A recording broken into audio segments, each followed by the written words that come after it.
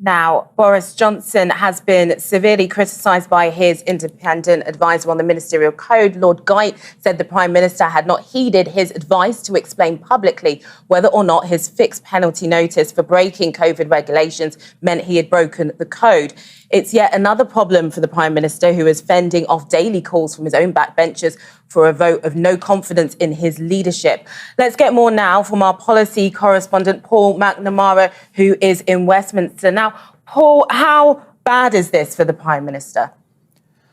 Well, it's not good. I mean, the day started off pretty badly for the Prime Minister. It has got significantly worse in the last hour with the publication of this. This is Lord Geidt's annual report. He's the advisor on ministerial standards. The biggest issue, of course, that lockdown breaking party for which the Prime Minister received a fixed penalty notice. Lord Geidt essentially says he's in a bit of an impossible situation here. He said that he couldn't offer the Prime Minister advice about obligations under his own ministerial code. He said that the Prime Minister should publicly be seen to take responsibility for his own conduct under his own ministerial code. That advice has not been heeded, and in relation to the allegations about unlawful gatherings in Downing Street, the Prime Minister has made not a single public reference to the ministerial code.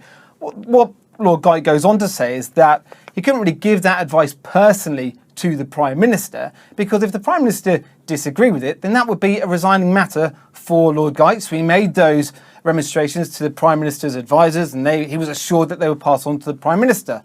Well, this comes out about an hour ago. Pretty swiftly after, we get a letter from the Prime Minister to Lord Geidt, where he says he wasn't aware of the weight of the absence of explicit references to ministerial code, about how big an issue that was for Lord Geidt. He says, in relation to the fixed penalty notice for my attendance in the Cabinet Room on 19th of June 2020, I believe that I did not breach the code.